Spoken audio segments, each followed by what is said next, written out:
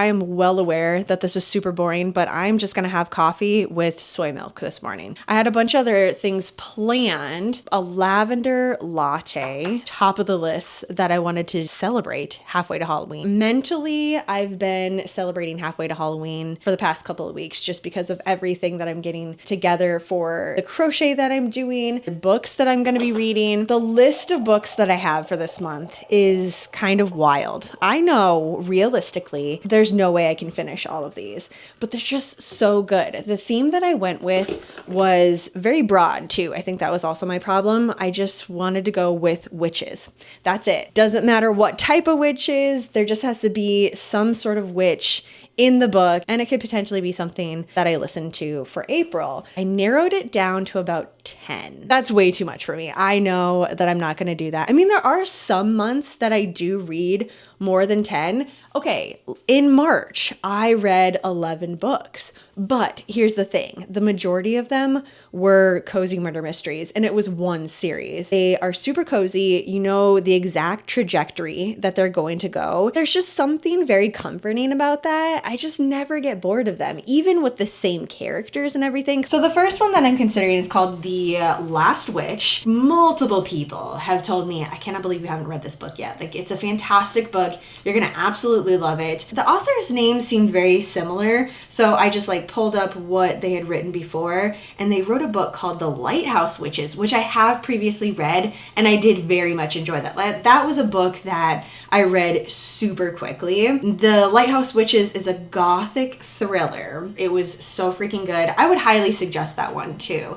That's a book that I still think about every once in a while of how good it was. Okay, when I was finished with it, closed it, last page, totally done, set it down, I thought, oh, that was a fun time. I enjoyed it. But the longer it set with me, the more I was like, oh yeah, that was a really good one. I liked the pace of it. I liked the character and the world building. Everything just felt very cohesive to me. They move at a pace that makes sense to the characters and to the story. Things aren't rushed, and at the end of it, we get 2 chapters just full of chaos. I'm not saying that I don't like those books, but when these types of stories, this author does a really good job at that. I still need a cozy murder mystery. I have not decided. For the last one, I want it to be totally different. Maybe a sci-fi witch one or a paranormal witch one. Those are always good ones. Actually, we're gonna put this in a to-go cup, and as I'm driving to the bookstore, I'm just gonna think about my options. So whatever is actually in this store that I'm going to, that's the book I'm gonna go with.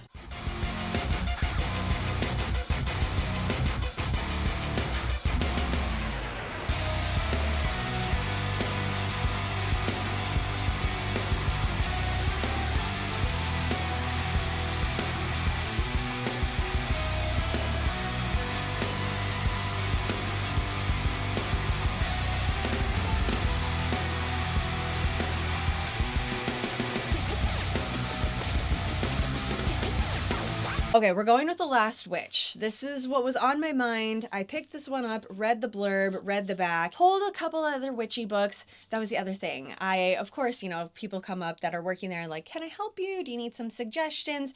Normally I say no because I have a really long queue, but today I was yeah, I actually would like your help. I'm looking for witchy themed books. And they were okay, do you want witchy or do you want witchy cozies? Honestly, I want both of them. So I ended up with 2 books in total that I'm going to be reading. This one I already had in my library, but they were talking about this one and hyping it up again. I started reading it, and for whatever reason, the last time I just couldn't get into it. So I'm going to give this one a chance again. The Bane Witch.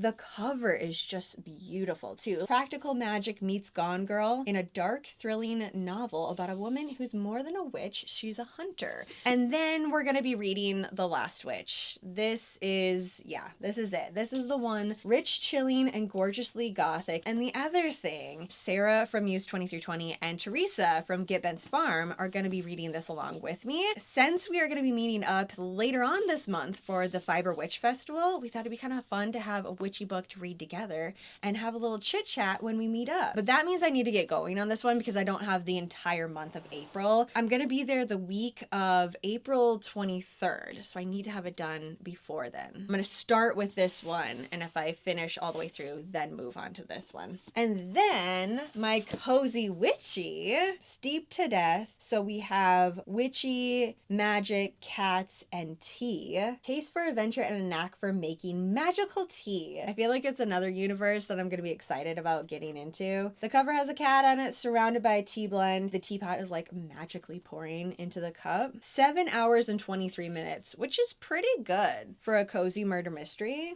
So in total, The Last Witch, The Bane Witch, and Steeped to Death. I feel like that's a nice, well-rounded bit of books here. They're all pretty different, so I'll have something to pick up no matter how I'm feeling. Now let's talk about the pattern. This needed to be a very particular one. I, 1, need to be excited about it. 2, have to be able to do it as I'm listening to my audiobook. And 3, I don't really want to do math at the end of the night. Like, this is what my project is for.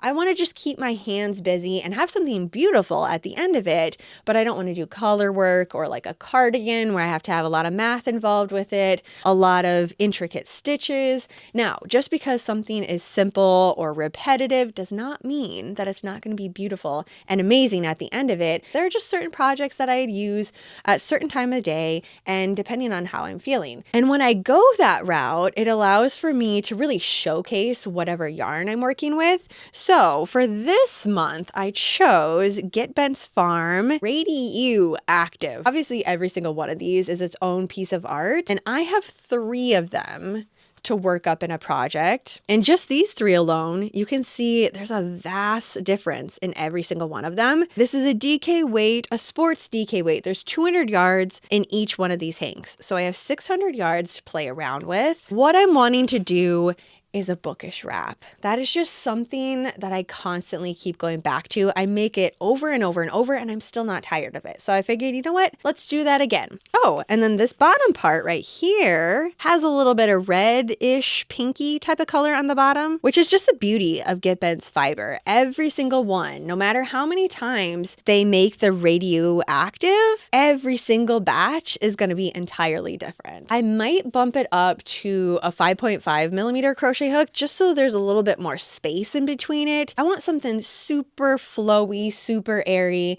I can layer. Like, that's really what I'm going for. I started it and I just didn't want to set it down. That's really what happened. The stitch combined with the yarn that I'm in love with and the size of the crochet hook, that's really just making this project fly. And I'm using a 6 millimeter crochet hook. This is like a giant hook for this weight of yarn. It's blowing the stitches out. That's okay. I'm wanting that for this project since it's gonna be a shrug and I'm gonna be putting it over things, having a hoodie on underneath it or a sweater or something like some fleecy material. And I just wanna be extra cozy. Like, that's what this is. It's not supposed to be something that's form-fitting or anything like that, but I just was not expecting it to go this quickly. And then down here, there's some purple. There was this big chunk of red too. Oh yeah, right here.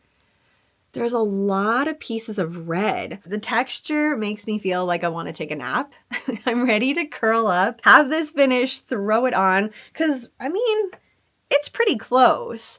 I'm doing 6 hanks of yarn because I want it to be oversized, but really, if I just wanted it to be something little to throw over, I could probably even stop at 4 or 5 hanks of yarn because this is almost 3. Well, we have 2 in whatever that is. They're just gonna be sewn together. The part around my neck is the coziest. Absolutely gonna be a finished project that I have to hand wash, lay flat to dry. But yeah, that's where I'm at right now. I really didn't think I was gonna have anything to show you. Maybe a couple of rows here. We need to work on this a little bit. Okay, my haunting collection of yarn from Muse 2320. This is a year-long collection that I got into. So every single month I get a hank of yarn and then a baby hank of yarn. It is a month behind. So January's I got in February's I got in March, but I feel extra behind because I only have 1 square done. I just have January's, and then I have the mini hank not even worked up. My intentions were to make the square and then do a little bit of an applique in the middle. Since this theme was Annabelle, I thought maybe I could do like a little crochet doll applique on here, put that there. And then I do have a little bit of this hank of yarn left over, and I was going to use that to seam all the squares together. But then I had to get real with myself this morning, and I'm like, okay, am I going to do that? Because here's the thing, I don't want this project to be something that I'm dreading at the end of the year. Again, a month behind. I'm not going to get the last hank until January of next year. I want to be able to sit down and seam everything together. So we're scrapping that idea. I'm just going to continue on with the square with this, which means every month I will have a square framed by the tiny hank that I have. And I like that idea. I know that it's feasible because as the year goes on, there's going to be more and more projects that I take up. I'm going to do my costume. Like there's bigger projects that I have coming up in these next months. We're halfway to Halloween. Okay. So like it is coming. So I'm opening this one up today. We're getting into it. And from here on out, every time I get it, I'm opening it and starting it. I'm not saving it. I'm not going to think about it. We're just moving forward. I love that the wrapper, we're sticking with the same thing. I was kind of hoping that this was going to be the case where we have this same one here because I'm putting this on my bulletin board. I'm just going to have one of them flip this way, and then what every month is about right here. Over on her channel, she does have a little chit chat about this month's theme of yarn because that is what she does best. She loves to put colorways together and tell a story through them. All of the yarn that I'm getting is in DK weight yarn, which means it's gonna fly. It's a granny square. One granny square every single month. That's very doable. I like that direction. I also have my quarterly box from Muse 20 through 20, which is called A Good Yarn. And this one is essentially an activity box. It's not just yarn. There's other things that are going to be in here. And the idea is to open it up and work it within those months of the year. Like it ships out 4 different times a year. The winter season, we're rolling into spring. The next box is shipping out very, very quickly. And I'm finally feeling ready to get into this box. I didn't just want to open it up just because. I wanted to enjoy every single moment of this. And January and February, they're kind of weird months for me. I'm either gonna really feel like doing different projects because it's cold out, gray, we don't have any sun, like I want a little variety in there, or I'm just gonna want to work on the same stitch over and over and over. And when this arrived, I wasn't ready for it yet. So I set it aside and I'm feeling ready now. Today is the day. And here we go. February's A Good Yarn, Tall Tale of Hand-Dyed Yarn, Loose Leaf Tea, and Musings. Cozy vibes. That's what this entire box is going for. We have the Muse 2320 little moon sticker there. What do we have for yarn? Yeah, this is gorgeous. This is why I needed to wait until I was in the right mindset to work this up, because so many project ideas, 2 full hanks of Pipit DK weight yarn in the witchiest purple that I have ever seen. This dark little bit right here, oh my gosh. Okay, so I'm thinking maybe a snood. That would look really beautiful, actually. That's my go-to accessory for January, February, really March even too. I was wearing snoods quite a bit. We have a custom tea blend here, cherry blossom tea, and it's an herbal tea. I'm a big fan of herbal tea. That's like my go-to for the entire day. Rosehip hibiscus. Yes, love hibiscus, apple pieces, cherries, and the natural cherry flavors. Look how big and chunky that is. That's how I like my tea. Muse 2320 has a lot of herbal tea choices. And then we got a little book. This is incredible. I was not expecting this at all. Discover the secret meanings behind an alluring array of flowers and herbs. An illustrated guide to the Victorian language of flowers. This is so fun.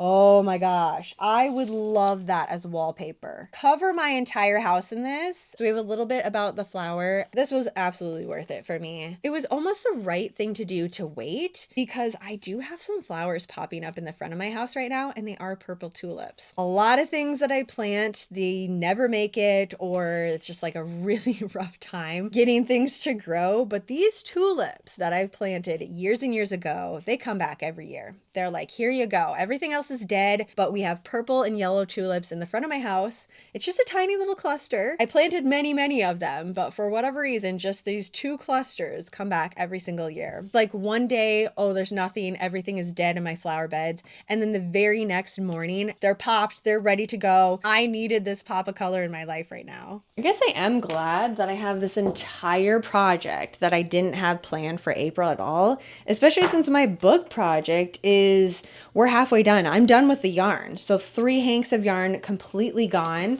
I'm going to have to go to Muse 2320 sometime. I don't have time this week, but just sometime in April, obviously, to finish this project.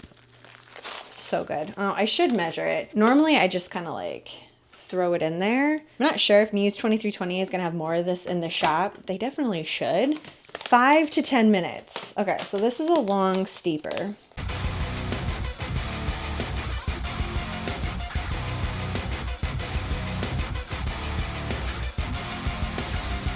I thought I was recording that, apparently not. We saw what it looked like in hank form. February's haunting from Muse 2320. I don't know if I'm gonna be able to get started on this today because I'm just staring at this purple yarn and it's calling me. I really, really wanna get into this. It's just, yeah. This is it. This is what I want to work up. And I'm not really sure entirely what I want to do. I know I said a snood, but let's just see what it looks like unfolded here. With these boxes, I really have to remind myself sometimes that they're designed for me to stay in the moment. And like this one, it's 4 times throughout the year, so springtime. Well, I mean, I'm calling it springtime. I'm a little bit late on it. But I have just these 2 hanks of yarn, and that's it. This colorway was created specially for this box. So whatever I decide to design with it, it needs to reflect that. Because yes, I would love a cardigan, but I only have the 2 hanks, which makes it even more special, which is probably why I'm second guessing now if I actually want to make it into a snood or if there's something else that I want to do.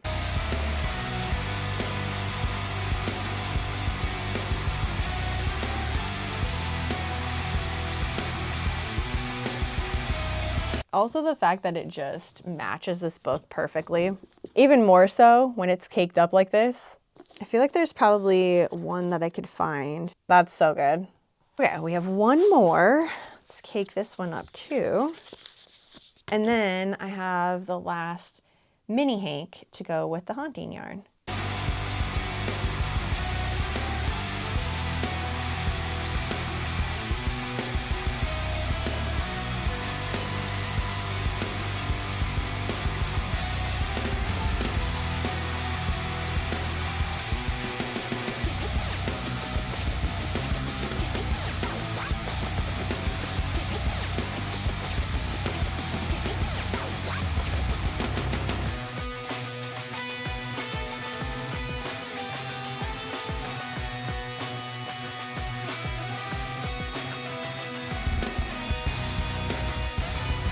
Sitting down last night, starting to pull together, okay, what kind of snood do I want to make with this? Do I want it to be a fishnet? Do I want to pull a pattern that I already have? And then I kept coming back to, this is halfway to Halloween, Kayla. I want to have something on theme. So I decided to make a witchy beret instead. This pattern is one that I've made over and over and over, so much so that I don't even really have to look at the pattern anymore. I ended up watching 2 different movies, Hocus Pocus and Practical Magic. By the time Practical Magic was all finished and done, we had seen the Midnight Margaritas and they jumped off the rooftop of their house. The only thing I had left to do was seam in the ends, and for this one there's only 2 ends, especially since it starts with a magic circle. I just weave that one in at the beginning, crochet over the top of it. This yarn really had an evolution from hank form to caking it up to working it into a hat. I actually do have one of the cakes left. It doesn't take totally 2 hanks of yarn. I might actually just start another one of these